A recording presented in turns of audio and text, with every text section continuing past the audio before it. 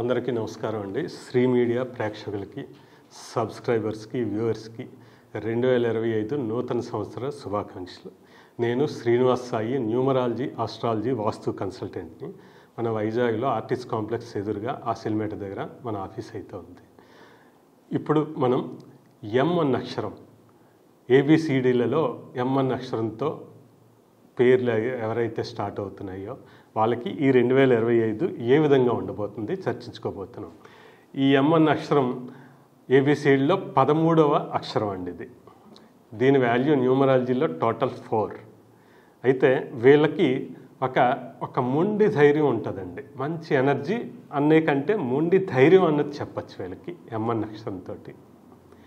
ఈ ధైర్యాన్ని ఒకసారి చాలా జాగ్రత్తగా వాడగలిగితే ఏ రంగంలో అయినా సరే సక్సెస్ అవ్వడానికి చాలా మంచి అవకాశం ఉంది.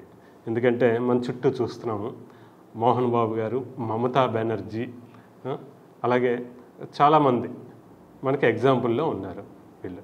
అయితే వీళ్ళకి ఎవరైనా సపోర్ట్, గాడ్ ఫాదర్గా ఉంటే మాత్రము చాలా చాలా ముందుకు వెళ్ళగలుగుతారు.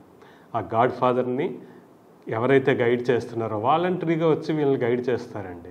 అదర్వైజ్ ఫ్యామిలీ పరంగా కూడా ఉంటారు. వాళ్ళని మనం గుర్తించాలి, ఎవరి మాట అయినా సరే వినాలి ఫస్ట్ వీళ్ళు. అంతేగాని ముందే చెప్పినట్టు నేను మొండి ధైర్యం తోటి రిజెక్ట్ చేశారనుకోండి, వాళ్ళ సక్సెస్ని వీళ్ళు ఆపుకున్నట్టే లెక్క ఈ 2025లో. అందువల్ల ఎవరైనా ఏదైనా చెబితే మీకోసమే అనేసి విని వాళ్ళ గైడెన్స్లో ముందుకు వెళ్తే చాలా చాలా సక్సెస్ అయితే అందుకుంటారు ఈ 2025లో.